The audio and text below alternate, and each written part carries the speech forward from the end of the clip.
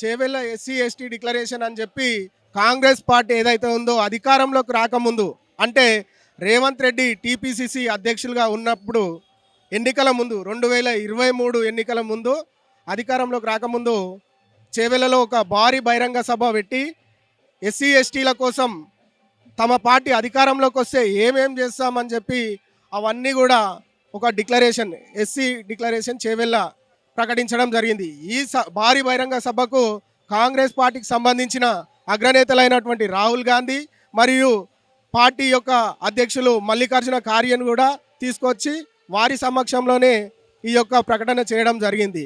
కానీ వారు అధికారంలోకి వచ్చిన తర్వాత వారు ఇచ్చిన హామీలు అన్నీ కూడా మరిచి ఇవాళ 2.5 సంవత్సరాలు గడుస్తున్నప్పటికీ ఎస్సీ ఎస్టీలకు ఇచ్చినటువంటి ఏ ఒక్క హామీని కూడా అమలు చేయలేనందున వలన మేము ఈరోజు 57 ఎస్సీ ఉపకులాల అందరం కలుపుకొని ఒక జాయింట్ యాక్షన్గా ఏర్పాటు చేసుకొని ప్రభుత్వం చేవెళ్ళలో ఏదైతే ఎస్సీ ఎస్టీలకు డిక్లరేషన్ ఇచ్చినారో అమలు చేయాలని చెప్పి ఈరోజు ధర్నా కార్యక్రమం ఏర్పాటు చేసుకోవడం జరిగింది. అనేక విధాల హామీలు ఇచ్చినారు, అనేక వర్గాల వారికి కూడా హామీలు ఇచ్చినారు. నిరుద్యోగులకి, విద్యార్థులకి అండ్ కొన్ని ఉపకులాలకి అందరికీ కూడా దాదాపు చాలా చెప్పలేనని హామీలు ఇచ్చినారు. దాంట్లో ఏది కూడా నెరవేర్చలేదు. అందరూ కూడా రోడ్డెక్కుతున్న పరిస్థితి. రాబోయే కాలంలో కాంగ్రెస్ పరిస్థితి ఎట్లా ఉండబోతుందని?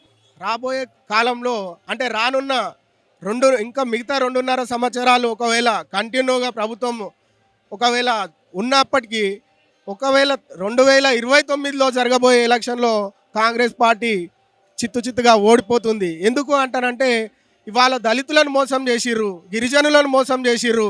అటు కామారెడ్డి బీసీ డిక్లరేషన్ అని చెప్పి కామారెడ్డిలో పోయి ఒక భారీ బహిరంగ సభ పెట్టి బీసీ సామాజిక వర్గాన్ని కూడా పెద్ద ఎత్తున మోసం చేసిర్రు. అంటే ఇప్పటిదాకా మీరు చెప్పినట్టు అన్ని కులాలను, మతాలను, అన్ని వర్గాలను వివిధ డిక్లరేషన్ల పేర్లతో మోసం చేసి వాళ్ళ గద్దెనెక్కి కూర్చున్న రేవంత్ రెడ్డి ప్రభుత్వం త్వరలో ఇవన్నీ అమలు చేయకపోతే మాత్రం ఖచ్చితంగా ఓడిపోతుంది అని చెప్పి ఈ సందర్భంగా తెలియజేస్తున్నా. మీ సభ ద్వారా కానీ మీ నిరసన ద్వారా కానీ ప్రభుత్వం స్పందించకపోతే మీ తదుపరి కార్యాచరణ ఎట్లా ఉండబోతుంది? ప్రభుత్వం స్పందించకపోతే గత వారం 10 రోజుల ముందు కాక్రోచ్ జనతా పార్టీ విద్యార్థులు ఏ విధంగానైతే రోడ్డు ఎక్కి జంతర్ మంతర్ను ముట్టడించి ఆయనను ఎవరైతే విద్యాశాఖ మంత్రి ఉన్నారో ధర్మేంద్ర ప్రధాన్ను రాజీనామా చేసేంత వరకు ఏ విధంగానైతే ఉద్యమాలు చేసిరో అంతకన్నా రెట్టింపు అంటే దళిత గిరిజన బహుజనులు అందరం కలిసి అదే పరిస్థితి తీసుకొచ్చి రేవంత్ రెడ్డిని కూడా రాజీనామా చేసి తప్పుకునేటటువంటి పరిస్థితి ఏర్పాటు చేస్తామని చెప్పి ఈ సందర్భంగా తెలియజేస్తున్నాం.